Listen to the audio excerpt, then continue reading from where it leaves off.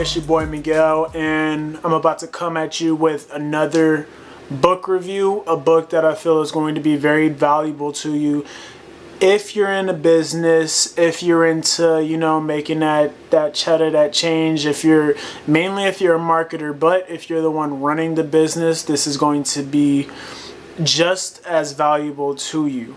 So, what is that book? It is this one right here. This is called The 22 Immutable Laws of Marketing by Al Ries, and Jack Trout. Now, honestly, this is probably one of the greatest books as far as marketing goes that was ever made. Like, it's up there as far as like one of the best.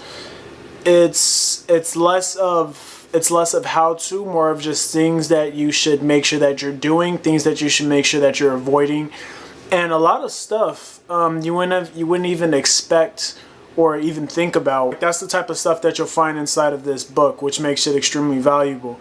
It's so valuable to the point where I've gotten to the point where I've made, you can't even tell. There it goes. I made freaking flashcards about every single law that's in the book, and I just go through them every now and then just to reteach myself all the things, because this is one of those books where you want to, like, if you're forgetting something, you're going to mess something up. And the only reason I say that is because the entire book is like, they're not just talking from thin air. They're using real life examples to explain why they've come up with that law, different businesses that they studied, and not like these small, like, hey, we went into this mom and pop shop and we saw them not having success here and that makes it a law. Nah, they weren't doing that. They were paying attention to these big companies like Pepsi, McDonald's, Burger King. Like, they were paying attention to these businesses and seeing what was making them successful, and paying attention to their numbers and seeing when they went down and what the reason behind what that was. So I'll give you an example. One of the biggest examples that they have, they take the rivalry between Coke and Pepsi a lot. So they use that as an example a ton in this book. They use that as an example. They also use McDonald's and Burger King as an example as well. So I'll use both of those examples, the ones that are freshest in my mind at the moment. One of the immutable laws of marketing is line extension. A line extension is how Pepsi and Coca-Cola started off as one drink. They had that one drink. A line extension is Coca-Cola cherry, Pepsi lime, stuff like that. So that's a line extension. They're using the brand name and they're just putting something at the end of that. The idea behind a line extension is that the company believes that it's the name that they created, that if they attach a successful name like Pepsi to anything and everything, then it's going to make that successful as well. And what this book shows is that that is not the case. At first, all of these businesses would see a spike in growth initially, but over time, all that would happen is that basically it dilutes the name of the brand. So when people think Pepsi, they automatically think of that one soft drink. When people think of Coca-Cola, they automatically think of that one soft drink. But if all of a sudden there's Coca-Cola and Pepsi Cherry, then like you're giving the fans of that brand too much to think about, and instead of choosing yours, they might choose something else. So over the long run, for all of these line extensions, all they found is that it hurt numbers over time. Every single time, in every case they've looked at, line extensions hurt. And that's not something you would think about. You would assume that, hey, if Pepsi, like, especially if you're the one who's starting a business, your initial reaction would be to look at all of these other big companies and be like, okay, what are they doing and how can I emulate that?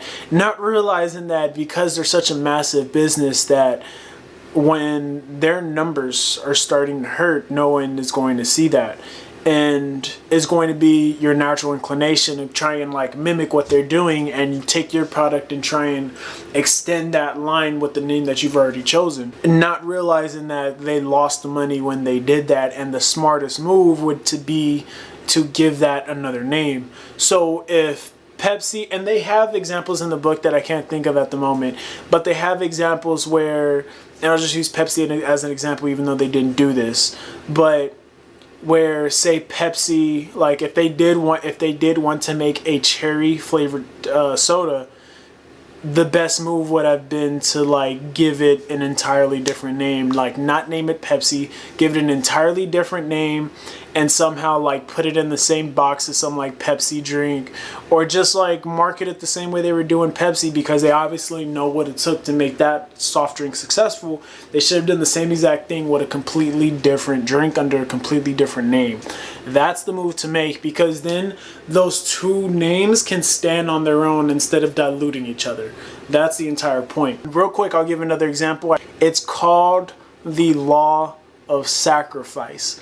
The reason it's called the law of sacrifice is because it said that you need to sacrifice markets, you need to sacrifice market share, you need to sacrifice a target audience, you need to sacrifice certain things that you're doing in order to be successful. Basically, don't try to tackle everything, don't try to tackle everyone. Be singularly focused. You'll hear this a lot when you hear people talk about why you should pick a niche. A certain someone that I work with who has seen a lot of success, I believe a lot of that is attributed to him singularly focusing on calisthenics in the weightlifting world instead of everything. Something else I've also seen someone get a big massive success from the fitness world is by focusing strictly on people wanting to get girls from fitness. Instead of focusing on fitness as a whole, he's not going after vegans. Like, neither one of them are going after vegans. Neither one of them are going after people who are like just into like getting into like competitions and stuff like that. None of them are like trying to get people to do massive amounts of cardio and start doing like P90X stuff. They're not going after those markets. In fact, they're probably repelling those people. Neither like they're repelling those people, they're repelling women. Neither one of those things matter in the grand scheme of things, because they're going to be attracting a target market that is specific to them, and they're sacrificing everything else to be successful in this target market. And the reason why it becomes so important to do that is because the second that you start trying to go after everything else, someone else is going to have that focus in your initial target market, and they're going to completely wipe you out and take the space for their own, which is why it's important to follow the law of sacrifice. Basically, if you don't, then you're going to be sacrificing your own business, and you might actually lose business in the long run. Initially, you might see some growth, but you're going to be hurting yourself. You may wonder, well, if I'm only focusing on this certain amount of people, then how do I expand? Eventually, there becomes like a breaking point. Well, it actually tends to not be the case, because like there's always going to be people coming into whatever niche that you have, as long as it's at least somewhat of a popular niche, and anyone that wants to be a part of that or like resonates with that is going to be a fan regardless. So both of the people that I talked about, neither one of them market themselves directly to women. That's like, it's just not their target market, because like a lot of the stuff that they talk about has to do with like, they want to like help guys become confident, help guys build their bodies up. But there's some women who resonate with the message that they deliver, and they have female fans regardless of the message that they put out there. Here's the example that they give in the book. McDonald's markets themselves as a kiddie type of business, and that's why they attract so many kids. That's why they have those playhouses, stuff like that. They market themselves to kids. That doesn't mean that people without kids are not also going to end up going to places like McDonald's. The reason why you see Burger King doing so badly is because, and they mentioned this in the book, is because when they saw McDonald's going after kids, Burger King tried to do the same exact thing, and they failed. They failed so bad to the point where they weren't even able to recover, and that's why you don't see Burger King doing as well anymore. It's because they made that move.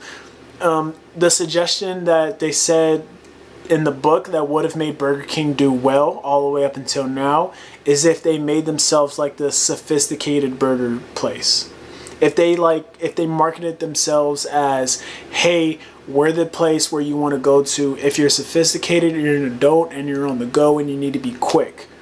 You don't want to go to McDonald's. They're the kiddie place. I mean, if you're a little kid, go ahead and go there. But at Burger King, we're sophisticated.